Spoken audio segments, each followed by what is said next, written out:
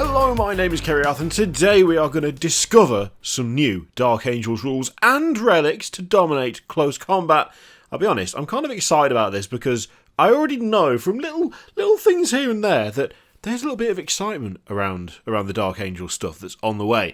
So, I haven't read this yet. We're going to go in blind, take a look, see what it's like, but I've just had the faintest rumblings from people in the know that there's some fun stuff in here. So, with the new Codex Supplement available for pre-order on Saturday, we're taking a look at a smattering of things you can expect from this wonderful tome of secrets, incredibly secretive secrets like you would not even believe a secret. Whether it's psychic power stratagems or shiny relics, there's definitely something to look forward to for every budding of the Unforgiven. I missed a word out completely there. Did you catch that?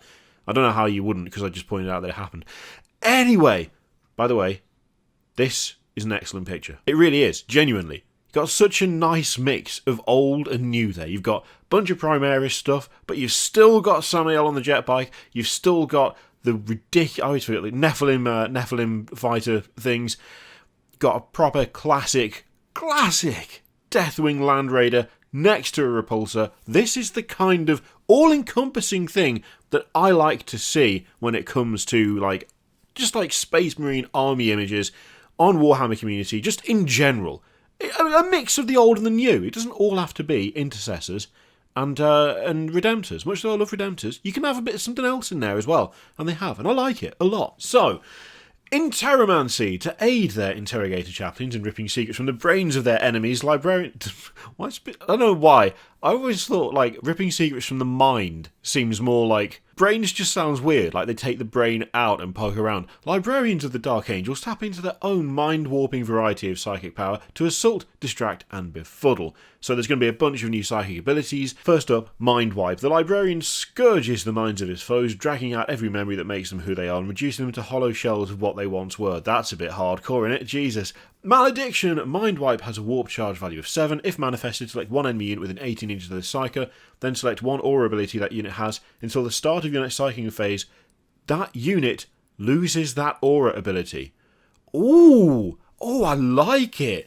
That's got some nice flavour behind it, and just wrecking someone's aura until the start of the next psychic phase is quite tasty. I do like that. That's got a nice thematic feel to them. Presumably, you do it and they just have no idea what they're doing there, why they're there, or what they were supposed to be doing in the first place. I like that a lot. That's fun. That is fun, and that feels very extreme, kind of harsh, but in the best ways. Yeah, like that. Like it. For many, power aura abilities are a cornerstone of their army. Well, yes.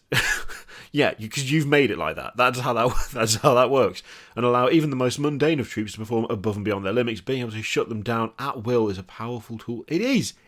I like that. It's especially deadly in the hands of Master Interromancer Ezekiel, who casts it easier than everyone else. And then he's getting on a bit. I think we covered him when we did the range review for the Dark Angels, and he's all right. He's okay. Getting on a bit now, though. Getting on a little bit. So, while many Psykers are content to use their mind-altering powers to merely shake the morale of their opponents, the Master Mental Manipulators, that you in dire danger of saying something inappropriate there, aren't you? The Dark Angels are able to shape their enemies' fears into far more debilitating forms. So, Engulfing Fear. The Librarian Inveigles? Inveigles? What does inveigle mean? I've never heard that word before. I've literally never heard inveigles. Someone's been at the... here we go. Persuade someone to do something by means of deception or flattery. Okay. The Librarian inveigles his way into the minds of his foes. Subtly he twists and heightens their fears. So he persuades... He persuades them to let them into their mind? Or does he, or flattery? So he persuades them by lying to them to get into their head and then does the thing. Or alternatively, he persuades them via flattery. So there's there's an enemy psyker. There's an orc weird boy running towards him. And the Librarian's like, I must say, that colour of armour really brings out the green of your skin. Really does. Absolutely Love the colour combination. There's coordination there. It's powerful. It's strong. It clearly shows your rank amongst the hierarchy of your people. Also, you're now really scared. Like, maybe Inveigled wasn't the word for that. I don't know. Maybe I'm just reading too much into it. Malediction. Engulfing Fear has a warp charge value of 7. If manifested, select one enemy unit within 24 inches of this psyker. Until the start of your next psychic phase, subtract 1 from the leadership characteristic of models in that unit. Oh, I misread. I got excited about the fact that the word Inveigled was used. So it's talking about the Psyker casting the power, not another enemy Psyker. The point still stands. The point still stands. Still don't know that was the right word to use. Their unit cannot use objective secured ability or any similar abilities that allow them to control an objective marker, regardless of the number of enemies within range. Oh. And if the result of the psychic test was equal to or greater than that unit's leadership characteristic, that unit cannot perform actions. If that unit is currently performing an action, it immediately fails. Oh, that just feels dirty. That just feels, again, kind of harsh. Harsh, apparently, the Dark Angel way for this supplement. So you can cancel auras and you can just go, no obsec for you. No, it's gone. You're not having it. Not yours. Not yours for a turn. Get out. Oh, I mean, I quite like it. At the very least, the flavour's really fun. But yeah, okay. Relics of the Rock. Ancient relics of the chapter are stored deep within the vaults of the Rock, available to the First Legion greatest heroes. Yeah. Those who are particularly fond of bludgeoning their enemies with heavy blunt objects were glad to know a relic has been requisitioned just for them. Are we not all fans of that? The Mace of Redemption is particularly good for piling on the mortal wounds, especially if you have a Librarian on hand to help you re-roll said mortal wounds. That's still a badass model. That still looks great. Let's just mention that right now. So, Mace of Redemption. It replaces a Power Maul or Crozius Arcanum and has the following profile. Obviously, it's melee, strength times 2, AP -3, damage 2. Each time an attack is made with this weapon against a Fallen or Heretic Astartes unit, an unmodified wound roll of 4+ inflicts 2 mortal wounds on the target, and the attack sequence ends. It only working on Fallen or dirty traitor Heretic Astartes is quite a nice touch. I do like that. Obviously, very situational, because if you're not facing either of those, why would you? But for those specifically, that's kind of fun. That is fun. Even Ravenwing Talon Masters in their specialist land speeders may want to give something a cheeky poke once in a while. A cheeky poke. So it's a good job the Heavenfall Blade can be taken by them, even though this unit is classed as a vehicle. Which one of the community team wrote that? Because I'm loving a cheeky poke. I think we all like a cheeky poke, do we not? With plenty of wounds on hand to soak up damage, equipping the Talon Master with an upgraded power sword makes it a fearsome close combat character. Indeed, it's still absurd. I mean, don't get me wrong, I love it, but you've got to be pretty good at piloting one-handed. By the way, just to point that out, piloting one-handed so that you can zoom past and give him a cheeky poke with your Heavenfall Blade. Heavenfall Blade, model equipped with a Power Sword, Mastercrafted Power Sword, Relic Blade, or Executioner's Relic Blade. So, it replaces a Power Sword, obviously. Melee, of course. Strength +2, AP -4, damage 2. Each time the bearer fights, it makes 1 additional attack with this weapon. A Ravenwing Talon Master is eligible to be given this weapon, even though it is a vehicle. So, alright, sure, cool. It's funny, I'll give them that. Stratagems of the first. So there's 17 new stratagems for the Dark Angels and their successors, obviously. Alas, as Master Interrogator Chaplain Asmodai himself said, there is no salvation without suffering, so we present to you a carefully selected couple to tantalise your tactical minds before you go and have a cheeky poke with your Heavenfall Blade. Line Unbreakable, 1 command point. Dark Angel stratagem. Those stubborn warriors, even the resolute Dark Angels, know that a fighting retreat can be the wisest course of action. Use this stratagem at the start of the fight phase. Select 1 Dark Angels infantry unit from your army. Until the end of that phase, that unit can only be selected as a target for melee attacks if the attacking model is within engagement range of it.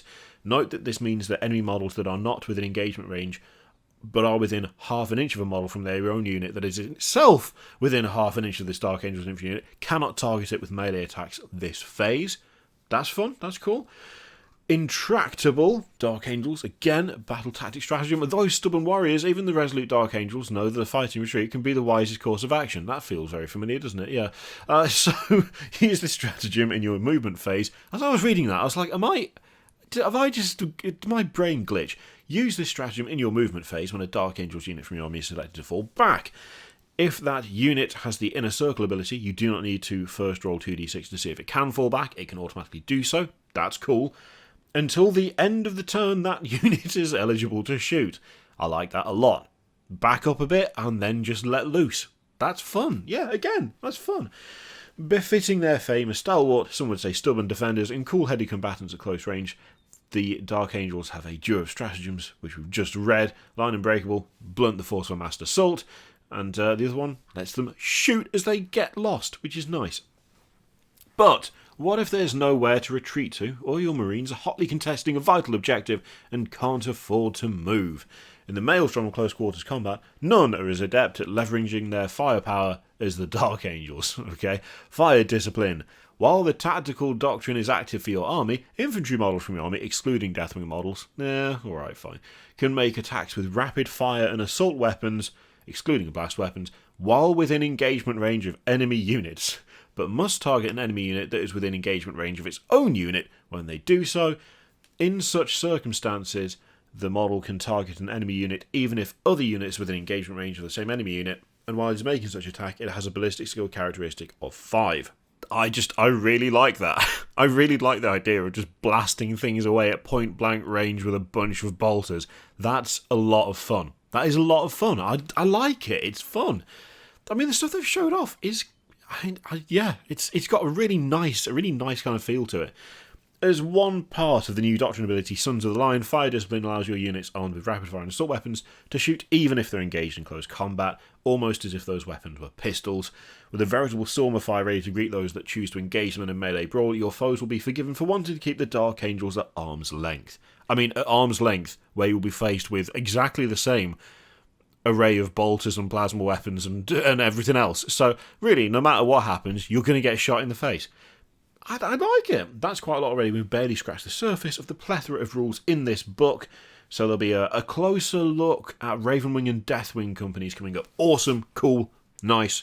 I'll be honest, I'm especially excited about Deathwing because I've got my stupid Strike Force Ultra back there, which has got 21 Terminators in it, and it'd be kind of fun to use that for something. I haven't played a game with them for God knows how long. Maybe this is what they are. Maybe it's a Dark Angels. Maybe I could use them for that. That could be fun.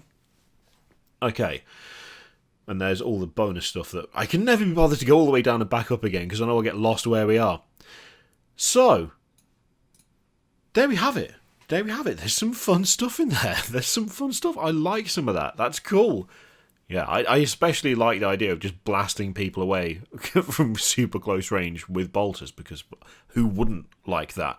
Is there anything in there that has particularly tickled your fancy? Anything you really like the look of that's making you excited for this supplement?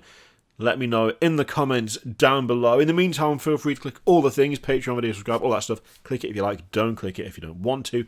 And as always, there's an affiliate link in the description which you can use to support the channel if you'd like. I leave it in your capable hands. Thank you very much for watching, and I will see you next time.